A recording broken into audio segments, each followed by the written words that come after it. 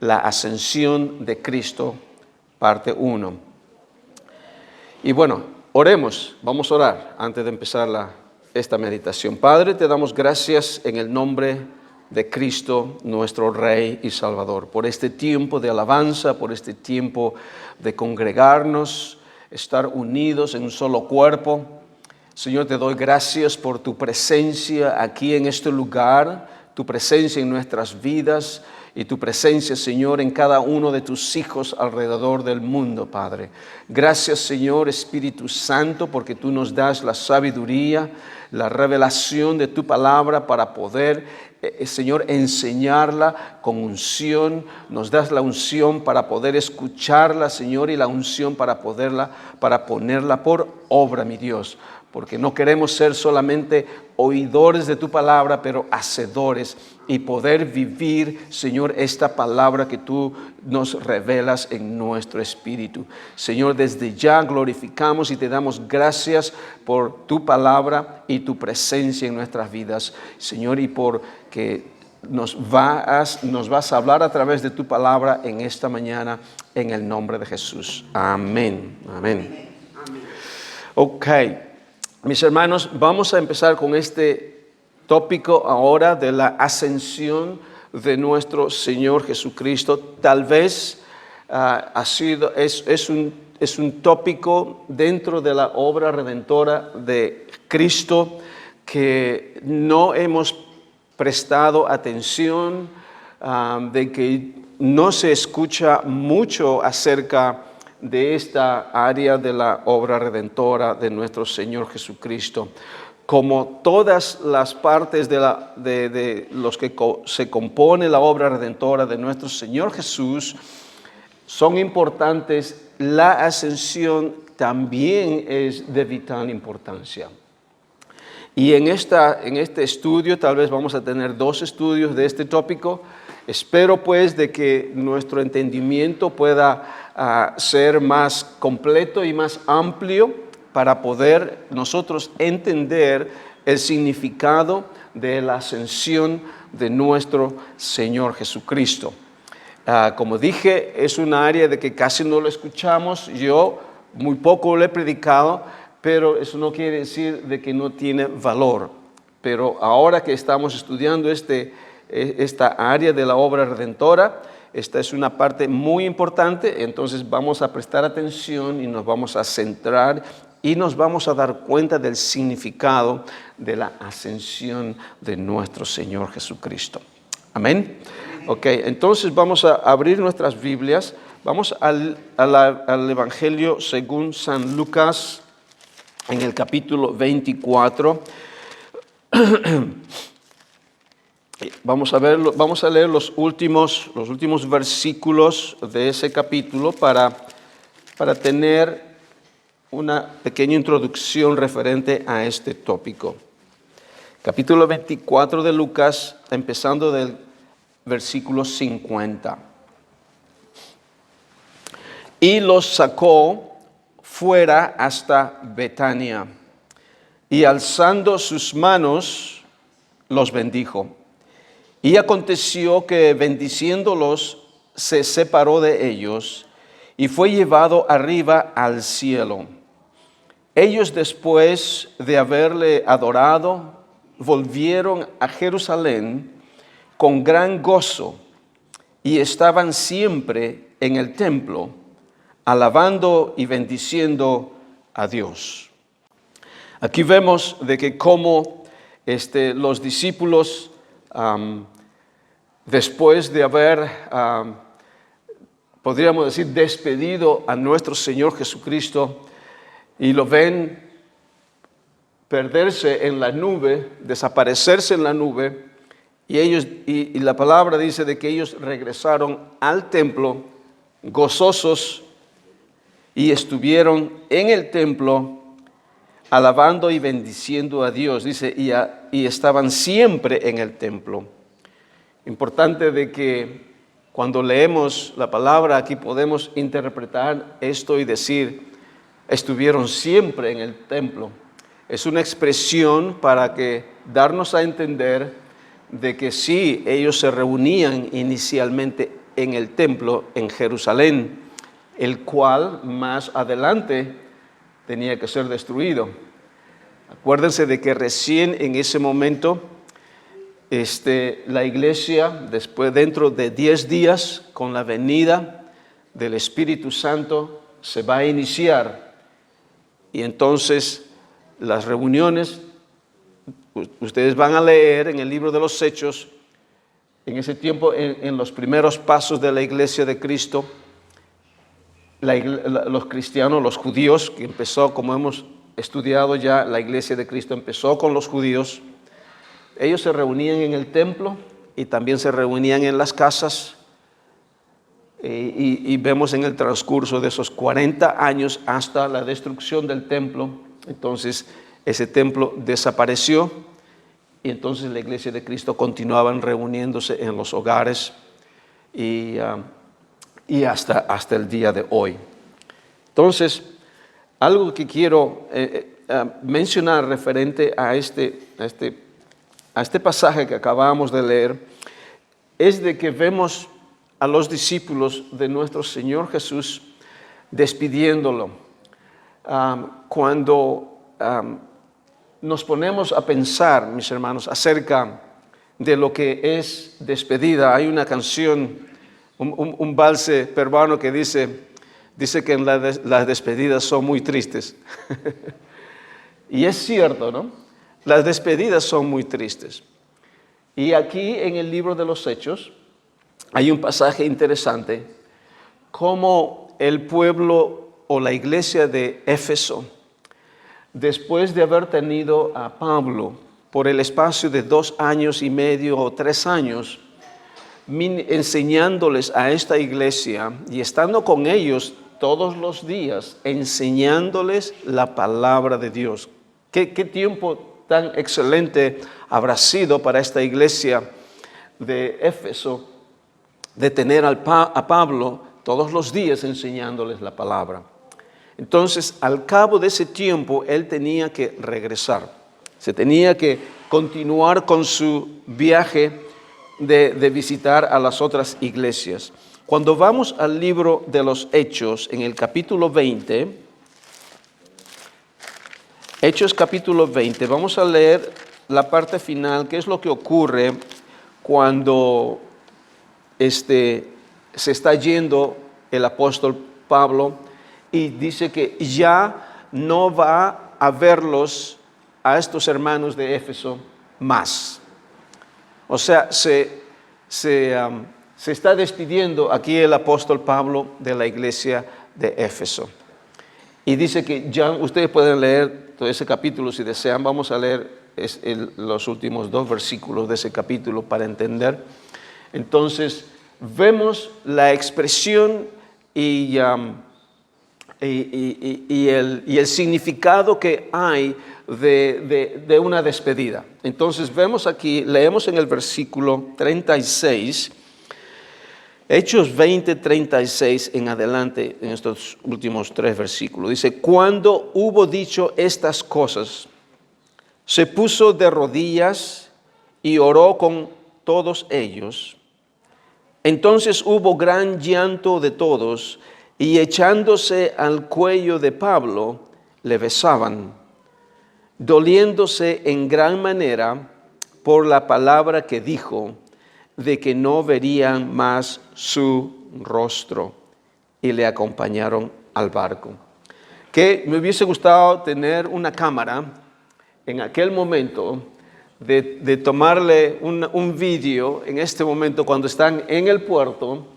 No sabemos cuánta gente de la iglesia de Éfeso estaban en este momento, cuánta gente estaban, pero me podría imaginar Pablo postrándose de rodillas en aquel lugar y orando, y los hermanos todos viniéndose a él y lo abrazaron. Dice que se echaron sobre su cuello y ya me imagino llorando, oh Pablo, ¿por qué te vas a ir? Y dando a entender de que toda despedida es triste. ¿Okay? Cada uno de nosotros podemos compartir y dar testimonio de este tipo de experiencias que hemos tenido en lo que se refiere a despedidas. Yo me acuerdo mucho cuando nuestro hijo mayor, él decidió irse a vivir a Inglaterra. Y me acuerdo ese día que lo fuimos a despedir al aeropuerto de Sydney. No sé, llorábamos como dos, así como Pablo, como estos hermanos. Lo abrazábamos y poníamos nuestro, ¿cómo se llama? Ahí tenemos fotos. y veíamos, en realidad, sabíamos de que lo íbamos a ver después, pero como nunca él se había apartado de nosotros, había estado criándose con nosotros, obviamente, desde que nació, y al ver su partida, pues, fue muy triste, a pesar de que nosotros lo hemos visto muchas veces después, pero era muy triste. Y cada uno de nosotros, mis hermanos, podemos dar testimonio del significado de una despedida. Y nosotros que hemos venido de nuestros países y hemos dejado toda nuestra familia ahí atrás, y los que se quedan son los que podríamos decir, lo sienten más, ¿no? Los que viajamos, estamos viendo nuevos horizontes, nuevas cosas, entonces medio que ese sentimiento de no verlos, medio que se pierde un poco por las cosas que vamos a ver más después. Pero son tristes. Pero vemos aquí, mis hermanos, en la palabra del Señor de que estos discípulos de nuestro Señor Jesucristo ven a nuestro Señor Jesucristo partir. Me imagino que habría cierto dolor de que ya no van a ver más, lo vamos a ver más adelante. Sí hay tristeza en sus corazones, pero cuando regresan a la ciudad no están llorando, no están, ¿cómo se llama?, con los corazones tristes, no están así como este cuadro que vemos en el libro de Efesios, de la iglesia de Efesios con Pablo.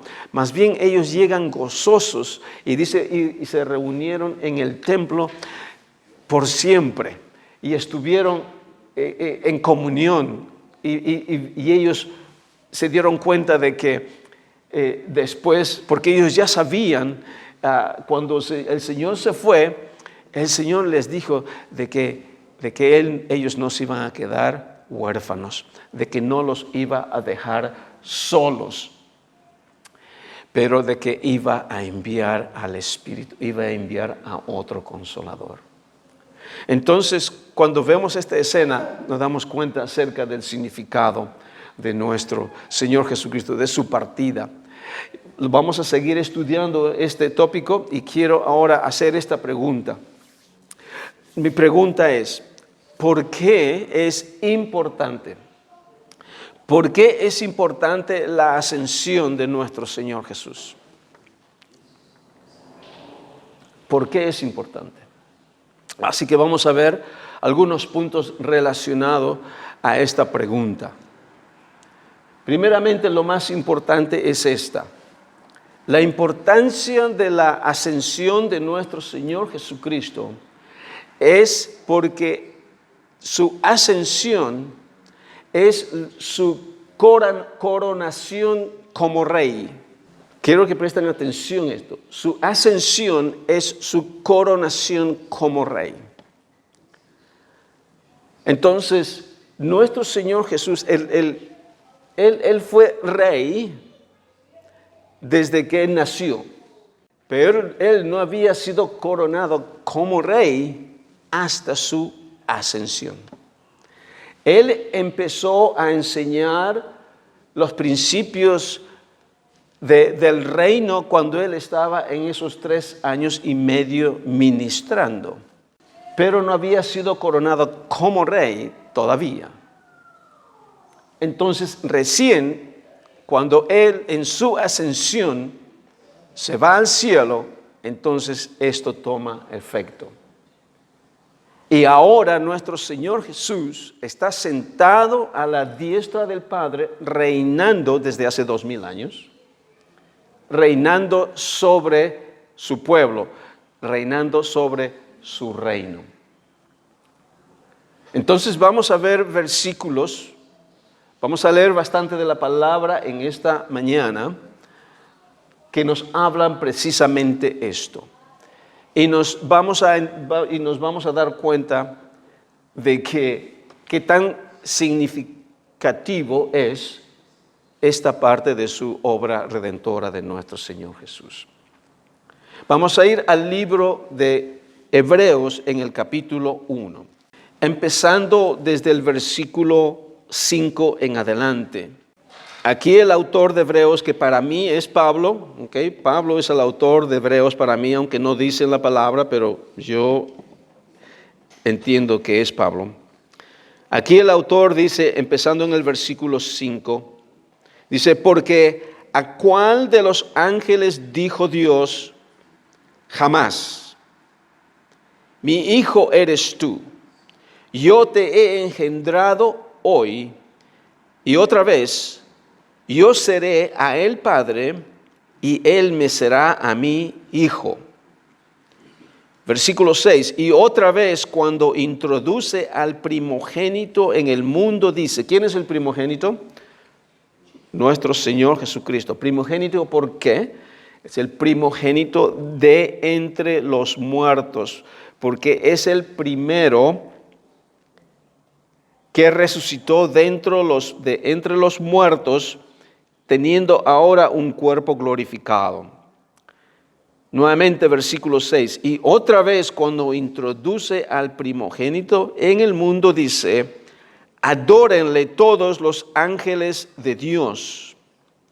Ciertamente de los ángeles dice, el que hace a sus ángeles espíritus y a sus ministros llama de fuego.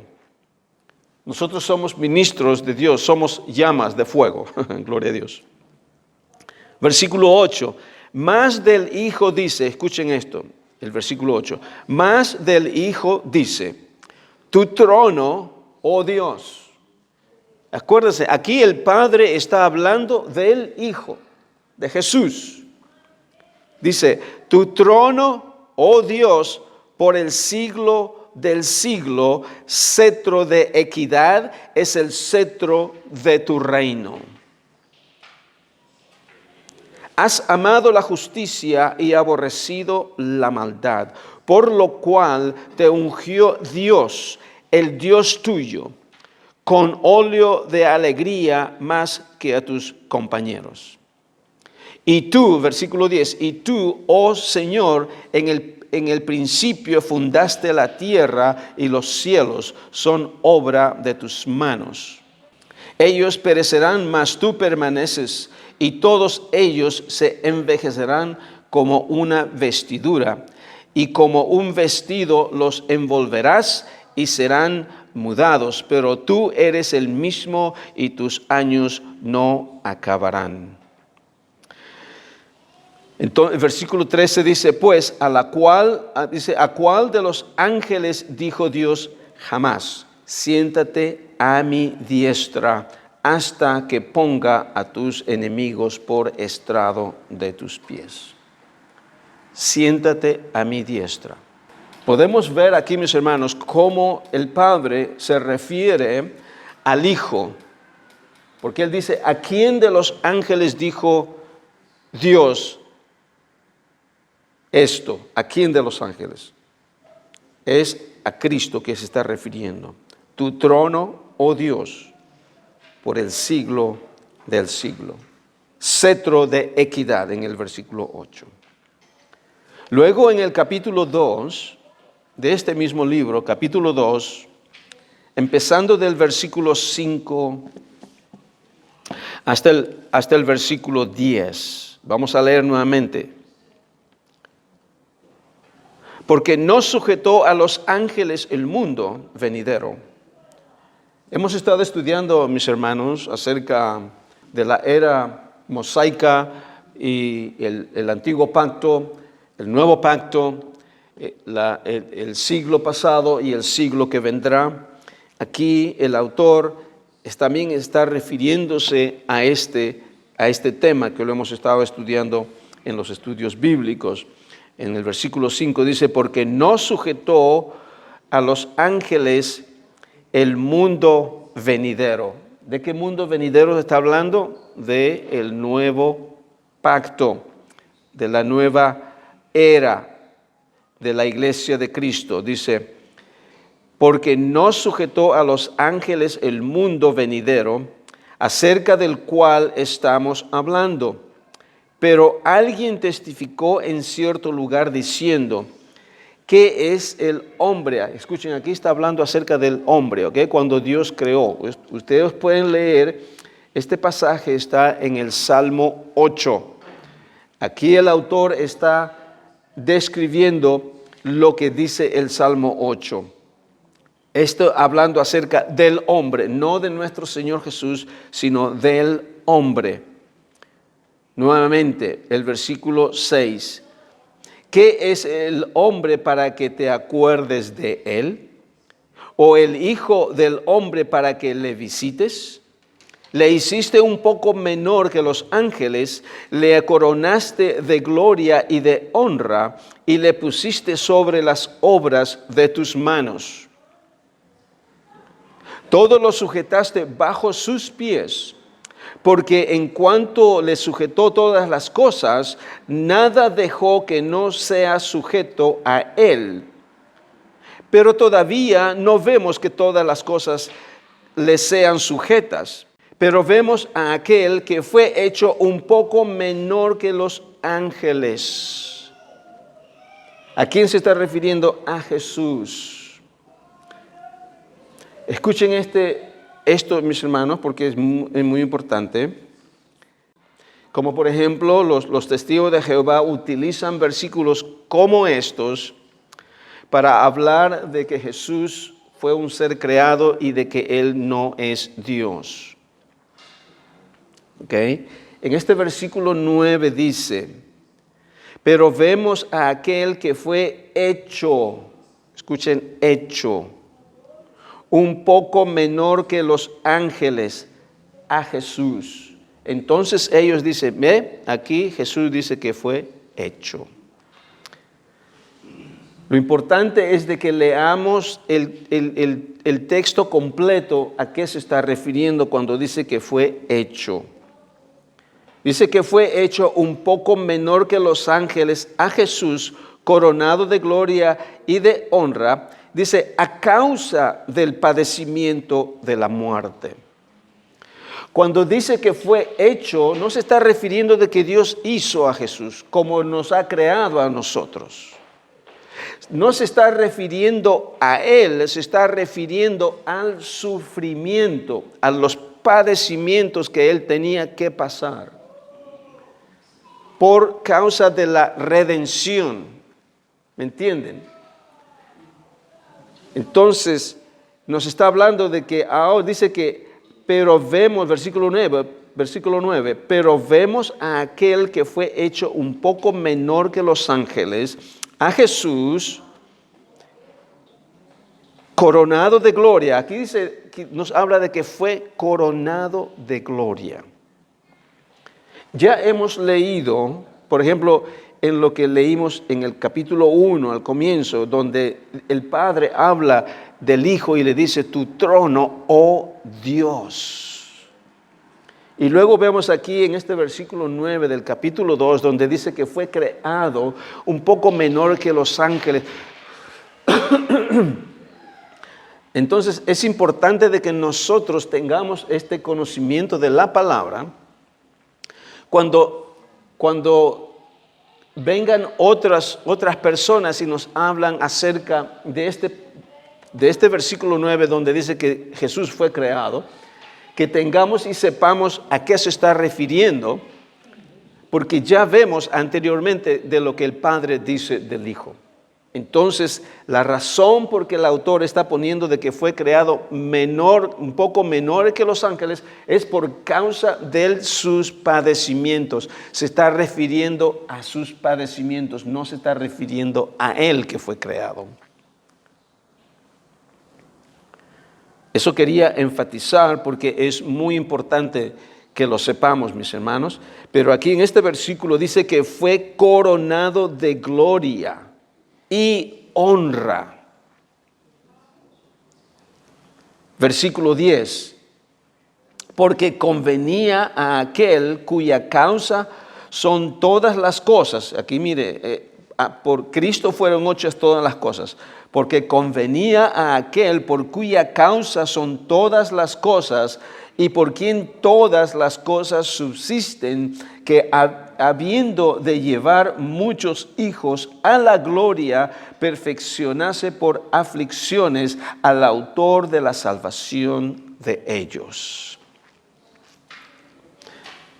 Está hablando, muchos toman este versículo 10 de que nuestro Señor fue perfeccionado a través de los sufrimientos para que Él sea el autor de nuestra fe. Dice, muchos tienen esa posición, inclusive yo pensaba lo mismo, que era así, de que nuestro Señor tenía que pasar por todo y Él tuvo que aprender para ser perfeccionado por medio del sufrimiento, dice. Podemos interpretar este versículo de esa forma, pero a lo que se está refiriendo el autor aquí se está refiriendo a que por medio de sus padecimientos es de que Él perfecciona esta obra para el beneficio de nosotros. Porque por medio de sus padecimientos nosotros somos beneficiados, dice en Isaías 53, por sus llagas hemos sido sanados. A quien Él es, Él tenía que pasar por eso es que Él es nuestro autor y consumador de nuestra fe. Él no tenía que ser perfeccionado por medio de los padecimientos para que Él pueda ser perfecto. Él ya era, Él es Dios 100% y era hombre 100% en esa posición que estaba. Él tuvo que pasar esos padecimientos para nosotros, para que nosotros podamos ser perfeccionados por medio de su obra redentora. Y nosotros lo creemos y lo recibimos por medio de la fe. Amén. Ok, estoy entrando en una cuestión tal vez doctrinal en este momento. No es mi intención hablar de esto, pero es importante de que sepamos, mis hermanos, porque son versículos que se utilizan para hablar de nuestro Señor Jesucristo, de que Él realmente no fue Dios. Pero aquí la palabra nos demuestra de que Él sí es Dios. Y hay muchísimos más, porque este no es este tema, pero estamos viendo acerca de su coronación, acerca de que la ascensión es cuando nuestro Señor Jesucristo se sentó a la diestra del Padre. Vamos a ir al Antiguo Testamento. Vayamos al libro de Daniel y vamos a ver un pasaje muy interesante de que ya Daniel por visión ve cuando nuestro Señor Jesús es coronado, y vamos a ver un pasaje paralelo a este pasaje en el Nuevo Testamento.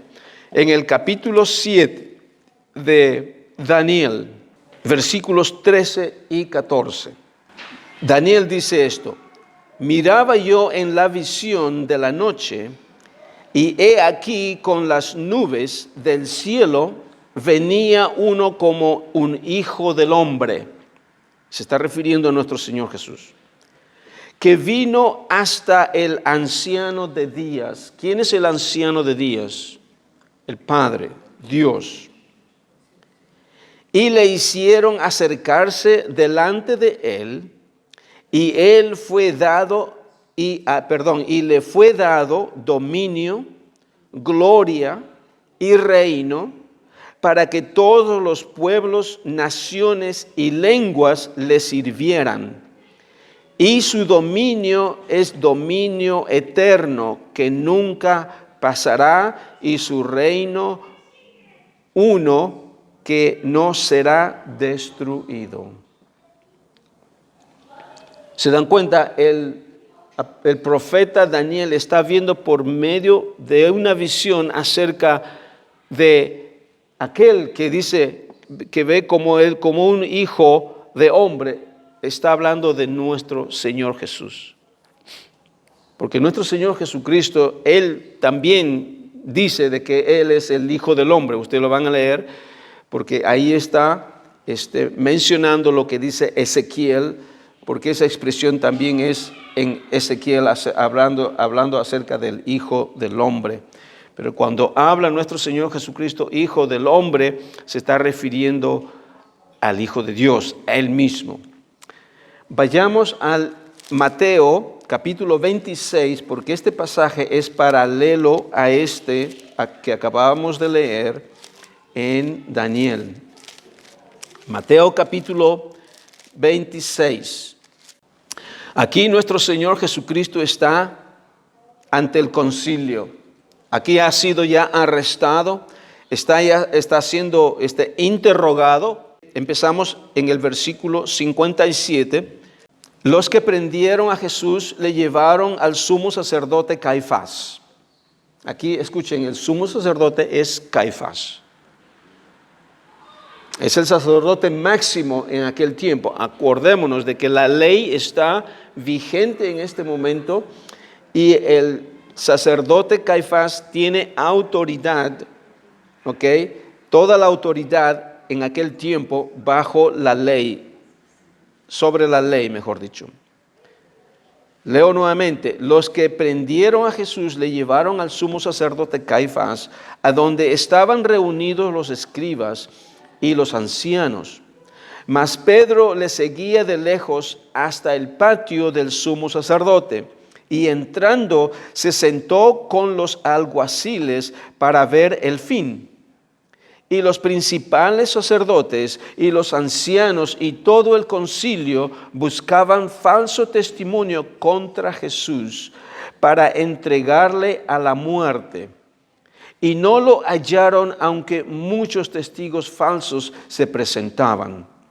Pero al fin vinieron 2 testigos falsos que dijeron: Este dijo, puedo derribar el templo de Dios y en 3 días reedificarlo. Y levantándose el sumo sacerdote le dijo: ¿No respondes nada? ¿Qué significan estas contra ti? Mas Jesús callaba. Entonces el sumo sacerdote le dijo: Te conjuro por el Dios viviente que nos digas si eres tú el Cristo, el Hijo de Dios. Escuchen, aquí el sumo sacerdote tiene autoridad de hacerle hablar a nuestro Señor Jesús. Si nuestro Señor Jesucristo no responde, Él estaría pecando contra la ley. O sea que el sumo sacerdote tiene el poder de hacer hablar a aquel que no quiere hablar. Si no lo hace, entonces está yendo en contra de la ley. Y nuestro Señor Jesucristo tiene que obedecer. ¿Okay? El sumo sacerdote tiene ese poder. Entonces nuestro Señor Jesucristo le dice, Jesús le dijo: Tú lo has dicho. Y además os digo que desde ahora veréis al Hijo del Hombre sentado a la diestra del poder de Dios, viniendo en las nubes del cielo. Aquí está la visión del profeta Daniel. Y nuestro Señor Jesucristo da testimonio de quién Él realmente es, porque Él tiene que decir la verdad. Él no está mintiendo, porque si Él miente, está rompiendo la ley. Entonces Él declara quién Él es. Y exactamente la visión del profeta Daniel se está cumpliendo en estos momentos. Obviamente, aquí Él está ante el concilio, ante Caifás. Él todavía no ha resucitado y esto va a tomar lugar en el tiempo de su ascensión. Pero Jesús está declarando acerca de este acontecimiento. Voy a leer nuevamente el versículo 64. Jesús le dijo: Tú has dicho. Y además os digo que desde ahora veréis al Hijo del Hombre sentado a la diestra del poder de Dios y viniendo en las nubes del cielo.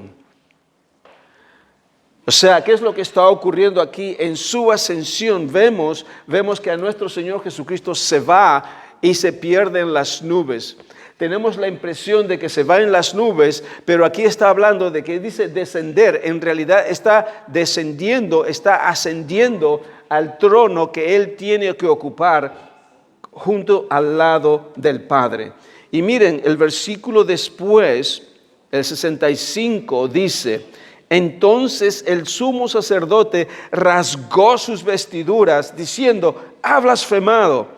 ¿Qué más necesidad tenemos de testigos? He aquí, ahora mismo habéis oído su blasfemia. ¿Ok? Y esta es la razón por la cual Jesús va a la cruz. Porque ha blasfemado de acuerdo al sumo sacerdote. Pero nos damos cuenta de que Él no blasfemó, Él estaba diciendo la verdad. Y lo que es la verdad es de que sí, cuando Él ascienda a los cielos, Él va a estar sentándose al trono, a su diestra de Dios en su trono. Entonces vemos, mis hermanos, este acontecimiento tan importante en la palabra del Señor.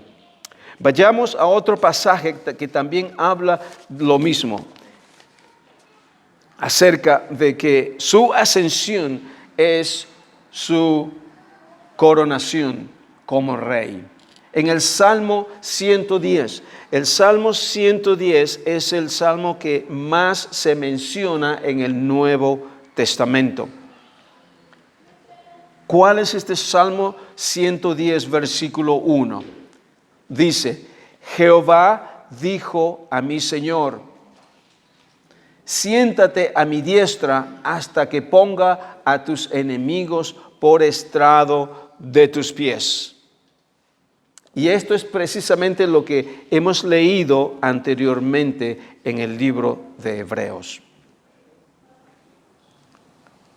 Otro salmo que es también acerca de la coronación de nuestro Señor Jesucristo es el Salmo 132. Vayamos ahí rápidamente. Salmo 132. Empezando el versículo 11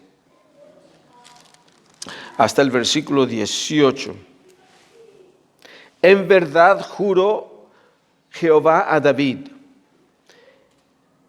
y no se retractará de ello: de tu descendencia pondré sobre tu trono, y tus hijos, si tus hijos guardaren mi pacto. Escuchen esto interesante, porque aquí esta palabra es de Dios para David.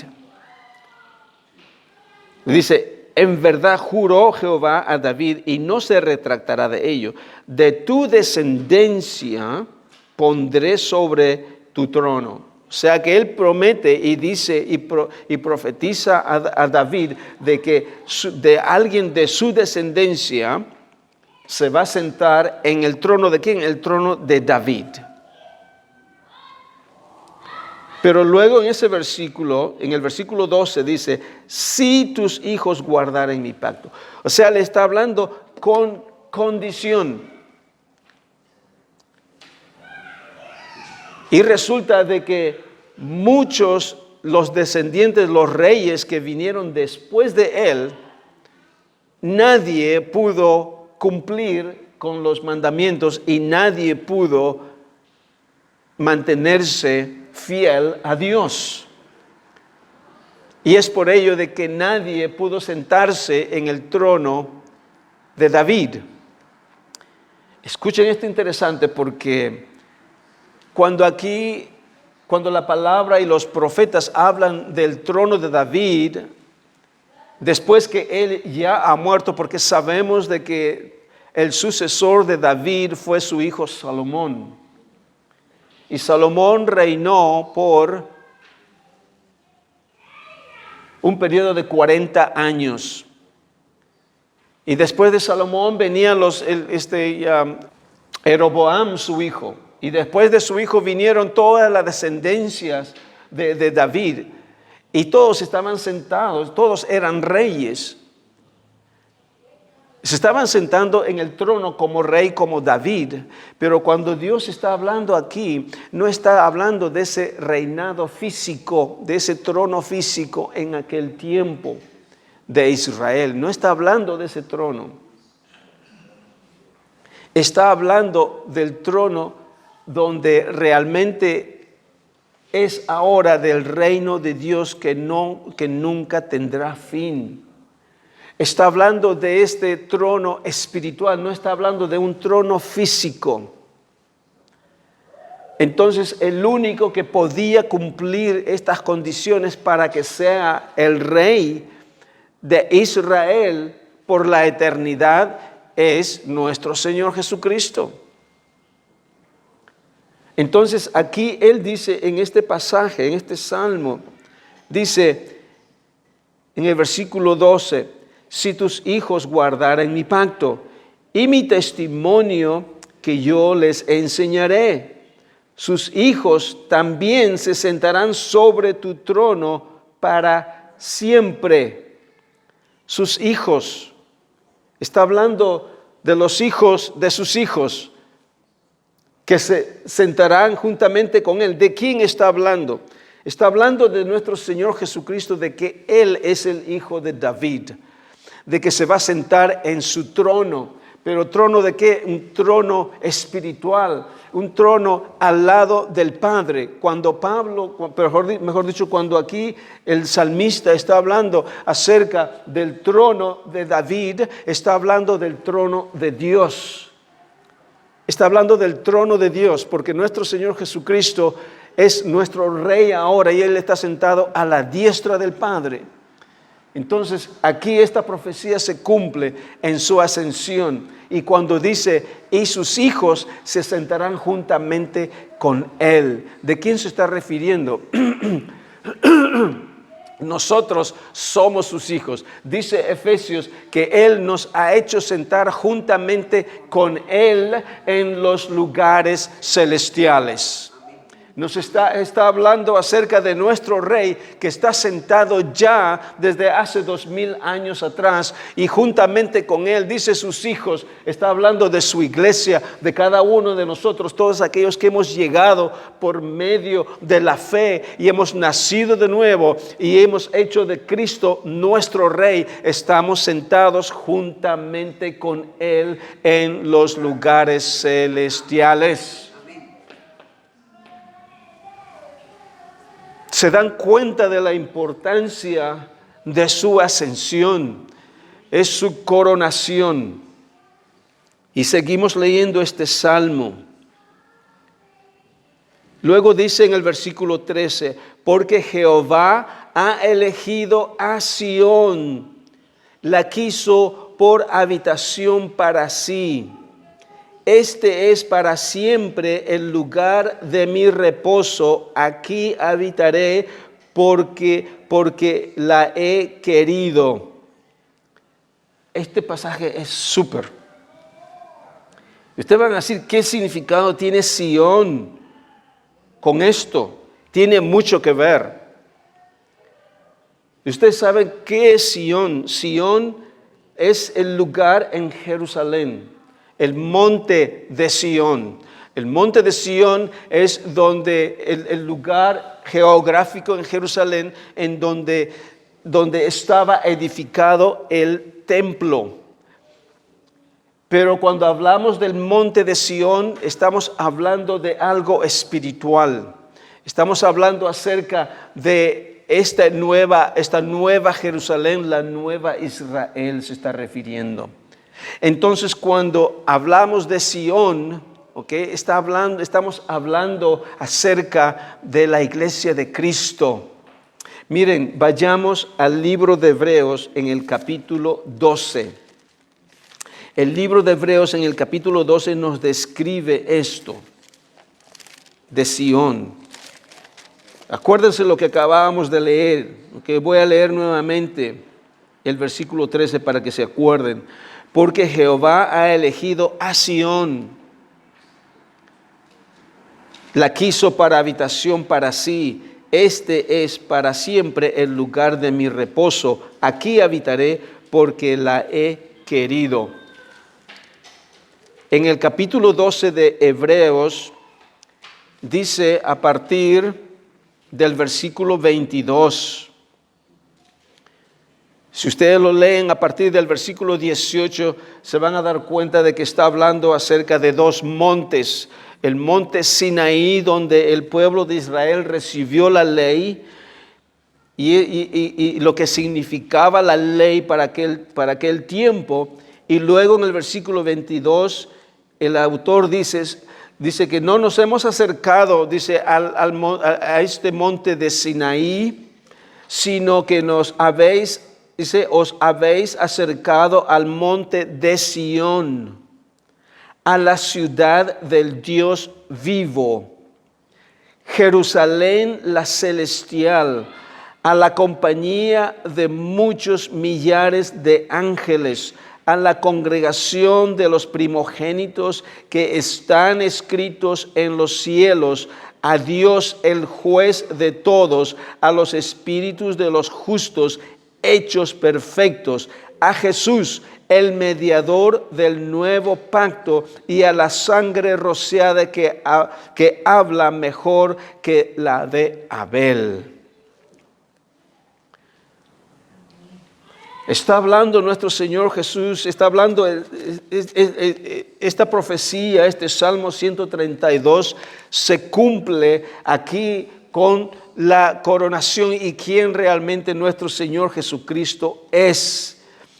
Porque está hablando acerca de que Él es el Rey de Sión. Sión es la nueva Jerusalén, el nuevo Israel, la iglesia de Cristo, el reino de Dios.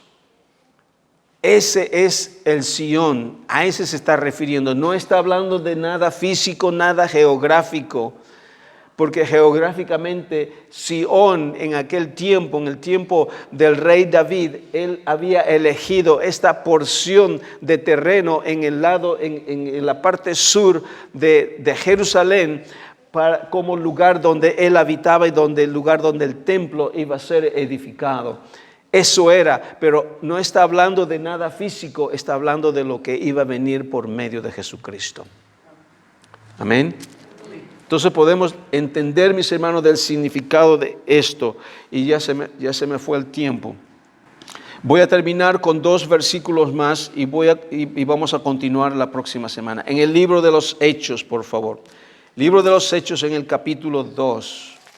Aquí el discurso de Pedro en el día de Pentecostés. Empezando el versículo 29 y 30. Pedro dice: varones hermanos, se os puede decir libremente del patriarca David, que murió y fue sepultado, y de su sepulcro está con nosotros hasta el día de hoy. Pero siendo profeta y sabiendo que con juramento Dios le había jurado que de su descendencia en cuanto a la carne levantaría al Cristo para que se sentase en su trono.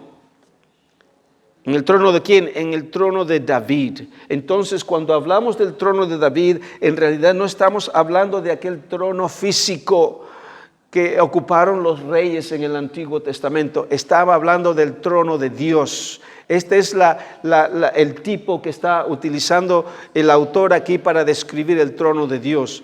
Porque esta es la promesa que dio Dios a David, que alguien de su descendencia se sentaría en su trono. Pero en realidad está hablando del trono de Dios a la diestra del Padre en los cielos.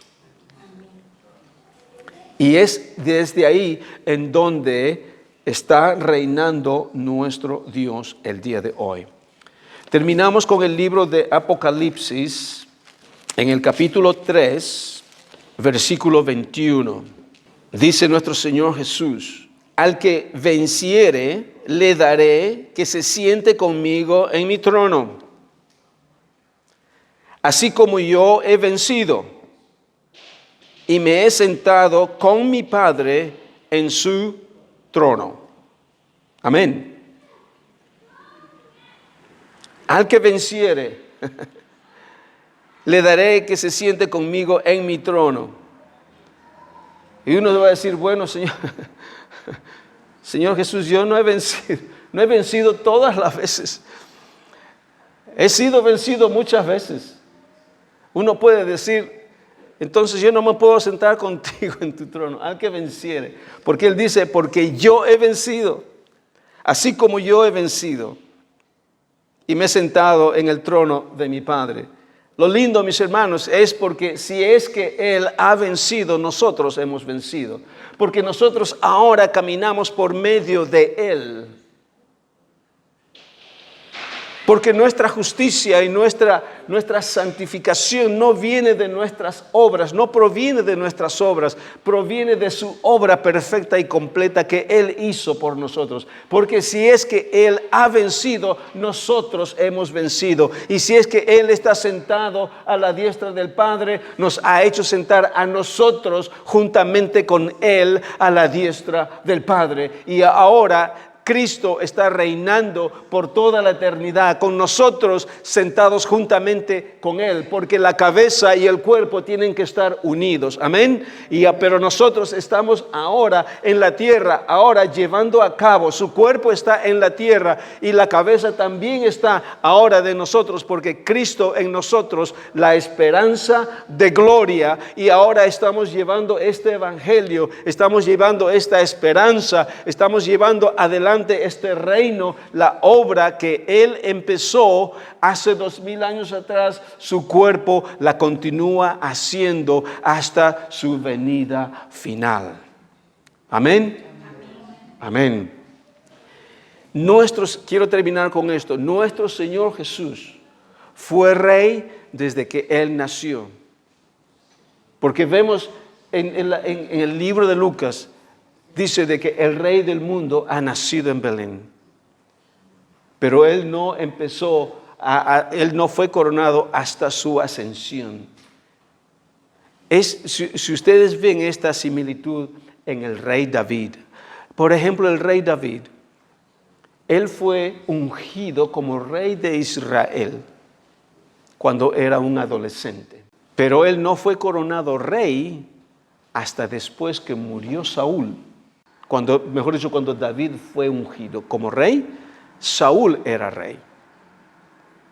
Y por 40 años, Saúl fue rey de Israel y David ya había sido ungido como rey. Pero no fue coronado como rey hasta después que murió Saúl. Y cuando murió Saúl, David fue coronado como rey de Judá, primeramente en Hebrón. Y luego, años después, fue coronado como todo Israel en Jerusalén. Entonces podemos ver la similitud de este tipo de nuestro Señor Jesucristo en la vida de David. La próxima semana vamos a continuar con este tópico porque hay mucho más que decir referente a la ascensión de nuestro Señor Jesucristo. Padre, te damos gracias en el nombre de Jesús por tu palabra, por lo que tú revelas en nuestras vidas, Señor. Te damos gracias por la sabiduría, Señor, y la unción que tú nos das para poder escuchar y poner todo esto por obra. Señor, reconocemos que somos tus hijos. Reconocemos y entendemos que tú ya nos has hecho sentar en lugares celestiales juntamente con Cristo. Y esto, Señor, no es una posición mental, es una realidad espiritual en nuestras vidas. Y nuestras vidas refleja qué es lo que tú has hecho y nosotros lo creemos, Padre, por la obra redentora de nuestro Señor Jesús. Y Señor, y te damos la gloria y la honra por tu obra maravillosa en cada uno de nosotros, en el nombre de Jesús. Amén y amén.